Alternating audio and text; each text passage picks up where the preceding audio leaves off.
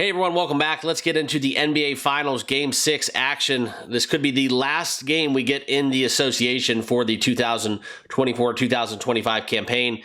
We're going to talk Game 6, Thunder and Pacers, as we are playing in Indiana. I want to give you guys a full rundown, kind of what I'm looking at. We have a loaded slate where we're going to talk all props. I have a lot of props I do like in this game, and as long as the game script does go the way that I think it will go, I think that we're going to be in a very good position to kind of cash these bets. So let's get into it, guys. For those of you that are not subscribed to the channel, this is the perfect opportunity to do so, completely free to do so as well. Also, I do want to share with you guys that hitting that like button does help us here on YouTube.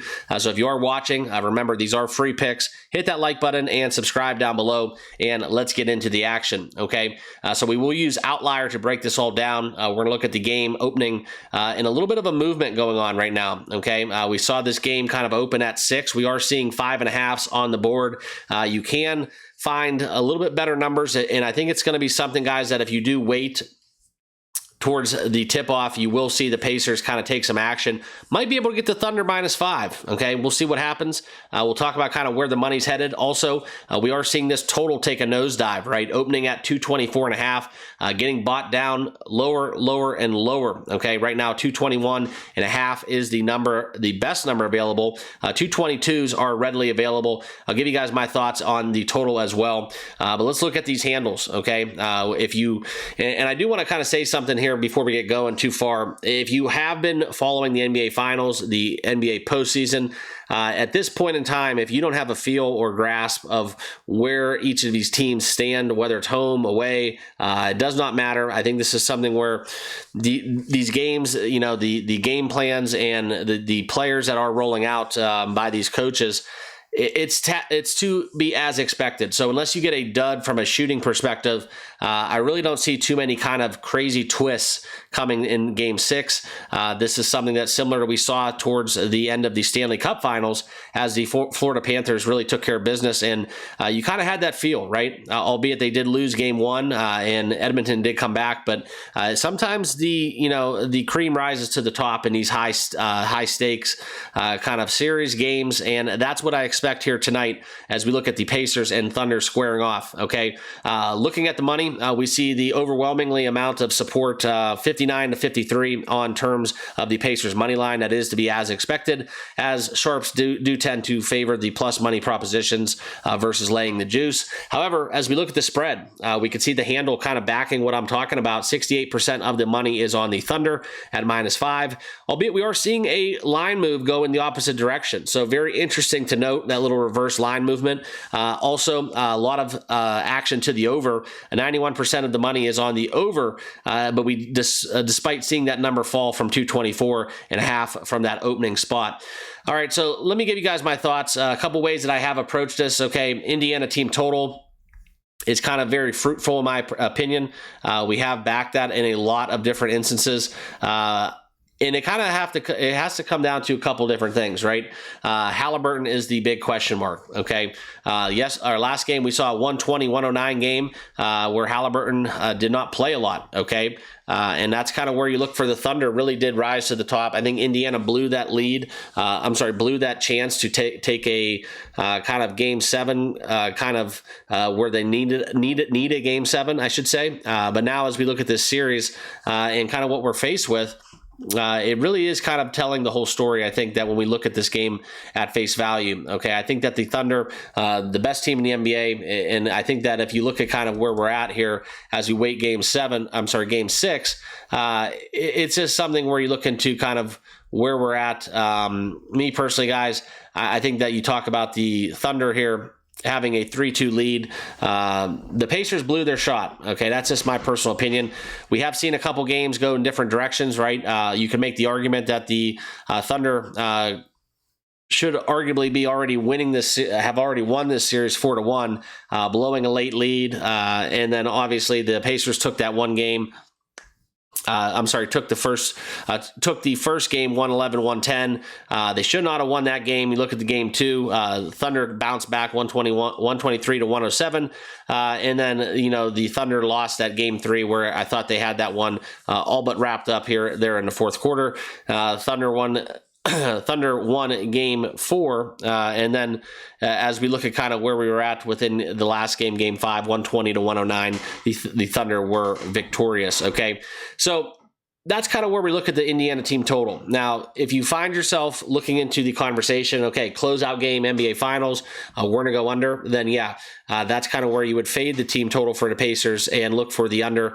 If we want to talk about kind of where those numbers are, let's take a look. Okay, so the Pacers team points, you can see kind of where we're at. It's juiced at 107.5. So in the 5 games that we have seen thus far, okay, at 107.5, that's pretty much the bar where the Pacers have eclipsed that in 3 of the 5 games that we have played. Okay, so if you do think the Thunder roll, pun intended, little Garth Brooks there for you guys, but I do think that the Pacers here if you like the under, I would go under the Pacers team total. If you like the over, I think that you would go over the Pacers team total versus backing the full game total. That's just my personal take, and that's how I feel about it. Okay, but in terms of the side, I am going to be on the Thunder. As we look at that 5, potentially, I'm going to wait for a 5. If not, I'm still going to buy it down to 5.5. But I like the Thunder 5.5. I'd lay it up to 6.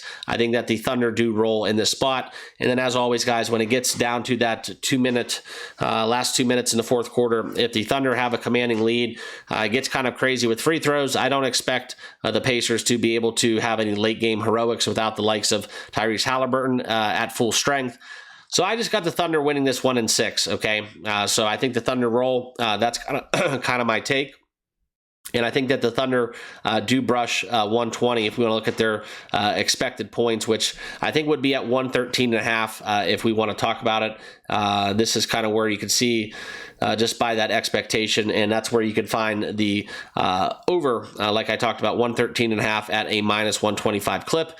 I like that a lot. I'm just going to be honest with you guys. I really do like the Thunder team total, but I do kind of lend towards these closeout games going under the total, okay? And that's just another way of looking at it. Closeout games in the NBA Finals, a couple little betting nuggets for you guys. Facing elimination.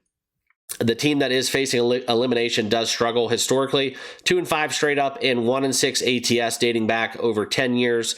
Okay. And as you look at kind of where we're at, I think that this does go a little bit in a lower scoring direction. That's probably why we are seeing this total fall like a rock. Okay. So that's how I feel about it. So I will be laying the Thunder minus 5.5. If we get a 5, great. If it goes up to 6, I'll bet that as well. I'm going to wait on it though. And that's just how I feel about picking the side. And like I said, guys, if you want to play a total, I recommend just closing in on that Pacers team total, and it kind of takes the guesswork out of it. If you want to stay away from that full game total, where I kind of gave you my thoughts on that. Okay, but let's get into the prop markets. Okay, we're gonna go down the board here. The first one I do want to look at is Bennedict Mathurin. Okay, and guys, I do appreciate you all sticking around. Give me a couple minutes of your time. If you haven't done so by now, hit that like button, hit that subscribe button, and join us here at TBM Sports. Completely free to do so. All right, but let's get back into it. Bennedict Mathurin, okay. I think that we have seen the comments from Rick Carlisle. Halliburton was kind of active in participation in the warm-ups and workouts leading up till Game 6. I think that he will play, but his status still remains at what level? Okay, very much a question mark today. But if he does not suit up, I look for Bennedict Mathurin to be the direct benefactor. He shoots extremely well at home. I think that you look at kind of his minutes last outing. We're going to talk about that, where he had 22.2 minutes up from the 13.9 that he did get in the Game 5. And I think that as long as he gets 20 minutes, I think that he has no problem getting over 10.5 points. I think this is a very strong play, over 10.5 for Bennedict Mathurin at minus 130, okay? Next one, probably one of my favorite bets on the card, Obi Toppin. Okay, we have been backing him pretty much in every game, but we're going to talk about 3-pointers. Okay, and this is going to be where we look at the under 1.5 3-pointers. He's done it 3 of his last 10 games where he's had over 1.5 threes. Okay, I know they might be desperate. I know that he's going to be jacking threes. You talk about kind of his minutes. He did have a little bit of a fall off last game, but as we talk about kind of the attempts, okay, this is where he has taken in this series 8, 5, 3, 5, and 5 attempts respectively. I know he makes some clutch threes, but guys, he's shooting roughly, I don't even know how to equate this, but essentially 20%, 40%, 0%, 20%, and I think that game one was an outlier where he made 5 of 8 threes. I don't think we get that, okay? He's shooting 32% in his last 10 games from 3. When I look at his last 5, this is where he looks at a 35% clip, averaging 1.8 makes on 5.2 attempts. You take out the outlier from game 1, and that drops like a rock. And his shooting percentage, I think it's just kind of handicapped, and I think this is all algorithmic based, where this game 1 really does throw everything into kind of a tizzy where we are able to get some value on this. So I think that under 1.5 threes is live. Minus 115 is the best number on Bet365, and that will be a bet that I am going to be making. All right, next one, a guy that we have backed a lot as well. This will be LeGuent's Dort, okay?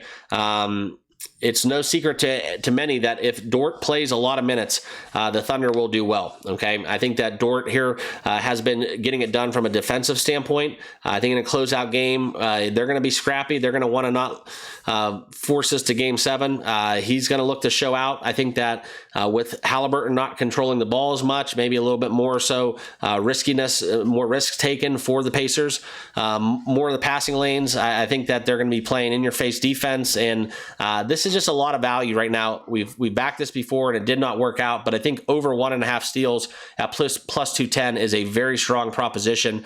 So I will be taking LeGuent's Dort over 1.5 steals. Half unit play, though. Okay, so half unit, it will profit over a unit if this does cash.